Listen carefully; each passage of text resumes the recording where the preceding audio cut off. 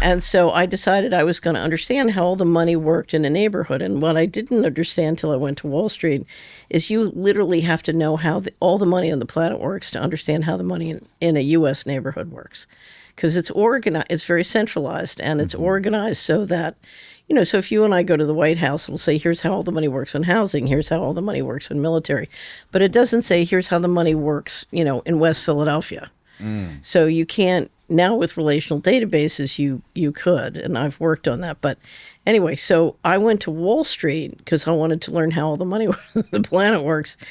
And I went from sort of department to department to department, learning all the different markets. And then I figured out, it's all being rigged from Washington. It's the Treasury and the Fed.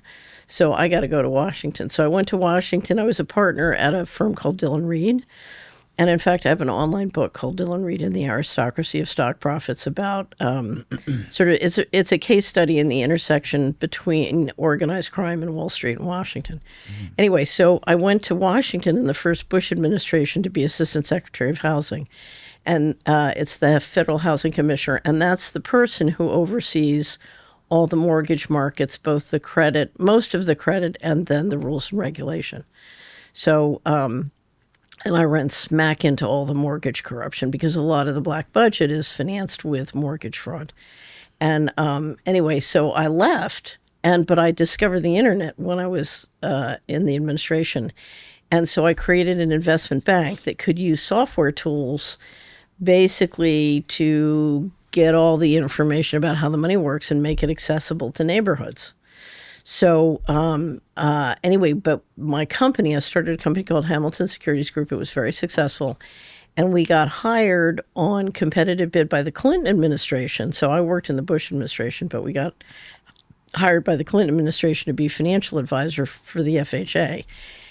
And we led $10 billion of mortgage auctions trying to stop the mortgage fraud. Which was, they had other ideas. They wanted to take the mortgage fraud the other way so we could have the financial crisis. Anyway, so I ended up in 11 years of litigation with the federal government, with the Department of Justice. Have you ever seen the movie Enemy of the State? With Will Smith? It's been a long time, yeah. I played Will Smith in real life. Oh, wow. Yeah, I played Will Smith in real life. So we had 18 audits and investigations, 12 tracks of litigation, physical harassment, a smear campaign. It was right out of the movies. And of course, so Will Smith is a successful attorney. And in fact, his office in the movie is right next to where my office was, our company office was in Washington.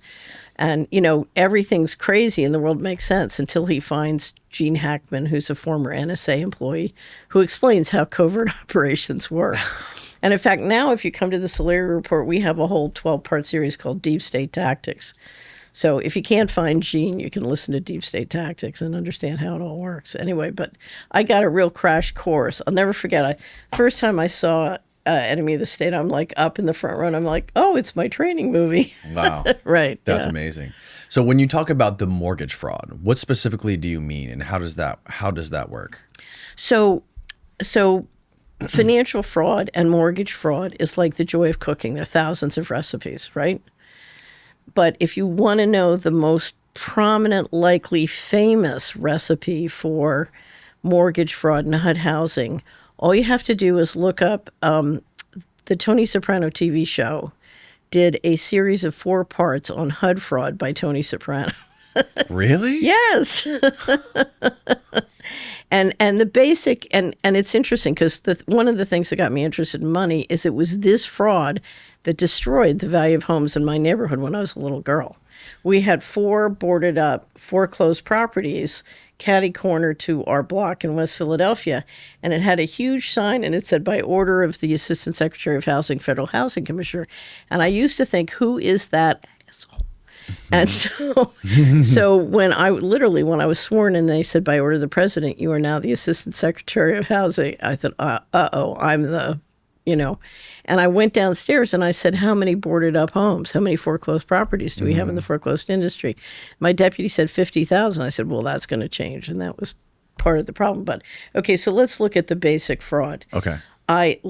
So there's a home in the foreclosed property inventory of the Federal Housing Administration.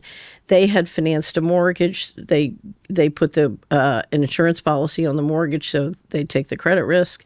It defaults. They pay off the mortgage holder, and then take back the property. So the property's sitting there in inventory. Okay, so let's say the property's worth $100,000. So like when you find a house for sale on HUD auction, that's the situation. Yes, probably. Okay. Got it. Okay. Probably. Okay, so let's say the house is worth $100,000.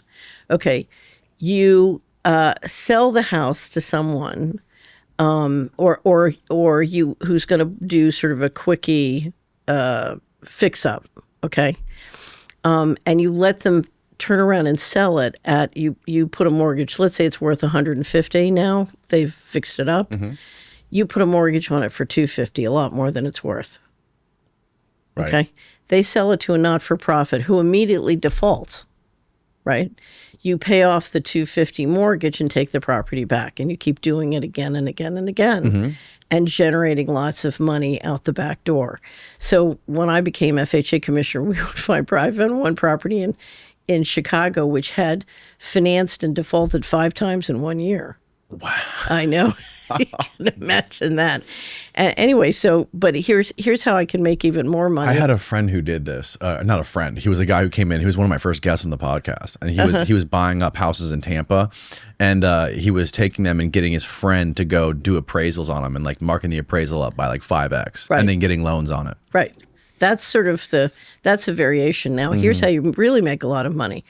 When you issue the mortgage, you don't issue one mortgage, you issue 10 mortgages on that house, and you put them in a mortgage pool that's wrapped by Ginnie Mae so you can sell them in Dubai, and nobody knows the difference, right? Oh. Right. And as long as there's money, you can skim out the back door of the FHA fund, no problem. Wow. Right. And it's really funny. So I had warned people about this kind of fraud, both when I was assistant secretary and then when I was the lead financial advisor. But you know, you know what it's like when you fight these winds, and so I'm driving down the highway in Georgia, and my old roommate from college calls me and she says, "Fitz, have you seen the Soprano TV shows? They have the HUD frauds on the Soprano TV shows." And she said, "I guess you're telling the truth." And I said, wait a minute. So I was the former Assistant Secretary of Housing, and then I was the lead financial advisor for HUD. And I've told you about this for years. You don't believe me until it's on the Soprano TV show. And she said, that's right. So I said, that's why I say in America, fact is fiction and fiction is fact. If it's on the news, it's likely fiction. You know, if it's on the Soprano TV show, there's a... Oh, yeah. You know, you're getting your training film. Yeah, that's an interesting way of looking at it. Well, remember, during the financial crisis, within a very short period of time, there was more money shoveling out the door. I mean, the TARP IG said total money the taxpayers financed is $27 trillion. $8 trillion would have paid off all the single-family mortgages in the country, right? So the total bailout of the mortgage fraud was 3 times all existing mortgages in the country. That's bananas. So one of my favorite quotes, I was told by a former intelligence officer who was involved in the financial fraud that Oliver North had said that HUD was the candy store of covert revenues. And based on what I cleaned up and what I dealt with, I'm absolutely convinced HUD was the candy store of covert revenues. That is... Well, that's got a nice ring to it. HUD's missing just from its financial statements $1 trillion from 1998 to 2015. So that's my whole thing about the missing money, which Catherine is that's one of those issues Catherine won't let go of and keeps banging.